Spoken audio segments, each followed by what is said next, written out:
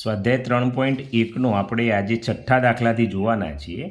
આગળના દાખલા છે એનું પ્લેલિસ્ટ છે, એક વખત ચેક કરી. શું કે છઠ્ઠો, નીચેની બાજુઓ ધરાવતા નિયમિત બહુકોણના દરેક બહિષ્કોણનું માપ શોધો. તો વિદ્યાર્થી મિત્રો, નિયમિત બહુકોણના દરેક બહિષ્કોણનું માપ શોધવાનું છે. બરાબર છે? તો અહીં લખીએ. સૂત્ર છે પહેલો, બહિષ્કોણનું માપ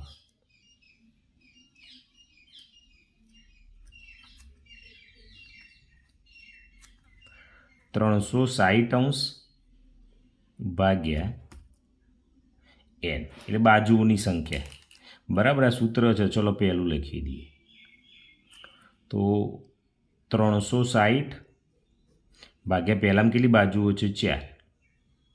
તો 4 ઉડાડો એટલે 4 9 36, તો 9 અને મીંડી, તો પહેલામાં 90°.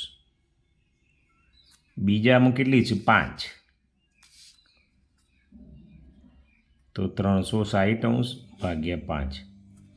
તો 5 તમે ચલાવશો એટલે 5 8 40 વધી જશે.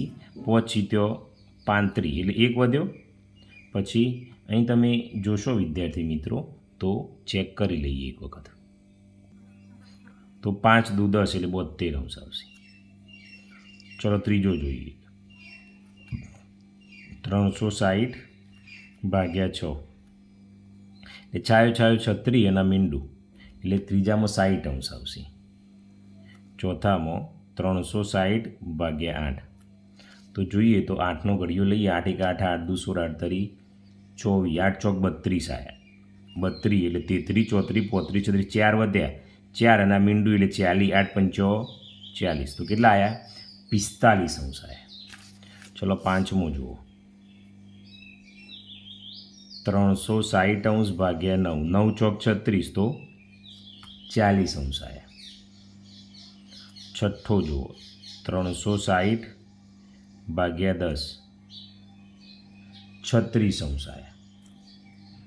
ચલો સાતમો. 360 ભાગ્યા 12, તો 12 તરી 36, તો 30° આવ્યા.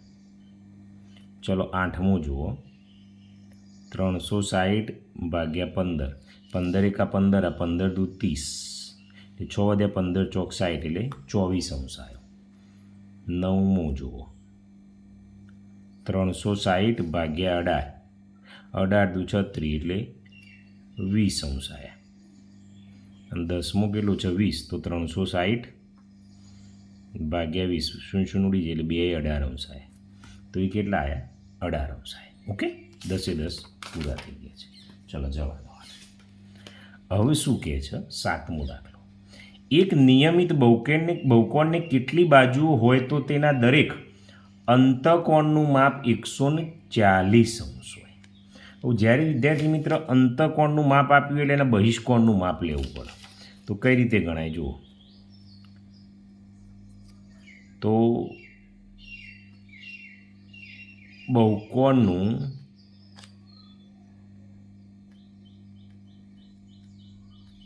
બહિષ્કોણનું માપ બરાબર 180 થી બાદ કરી દેવાના. 180° ઓછા 140°. આરે 140 બાદ કરે. 180 થી 140 જોઈએ એટલે 40°. હવે બાજુઓની સંખ્યા કીધું છે, તો n બરાબર લખી હેડો ને. બાજુઓની સંખ્યા તો 360 ભાગ્યા 40 કરી દો. 4 9 36, તો કેટલો આવ્યો? 9 બાજુ આવી. તો સાતમામાં કેટલો આવ્યો? 9 આવી. ચલો ઓકે, બીજો જોઈએ.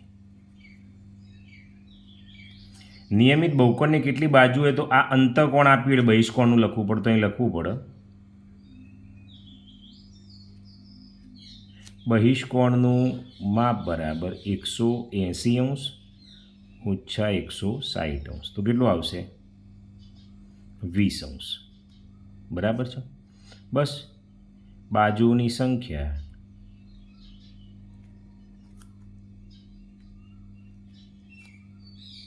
(360 ભાગ્યા 2 જતી રહી, 2 તમે કરો એટલે 18. તો કેટલી બાજુ આવી બીજામાં? 18 આવી. ચલો ઓકે. ચલો ત્રીજો જોઈએ. આમાં નથી, આમાં છે. ચલો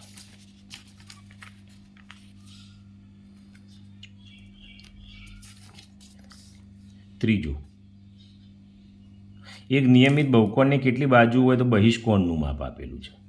બહિષ્કોણનું માપ આપી જ દીધેલું છે વિદ્યાર્થી મિત્રો, તો લખી જ દેવાનું ડાયરેક્ટ.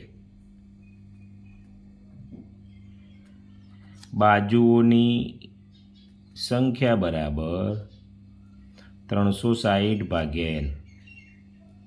તો 360, n કેટલા છે? 90. 9 ચોક 36. તો ત્રીજામાં કેટલો આવ્યો? 4.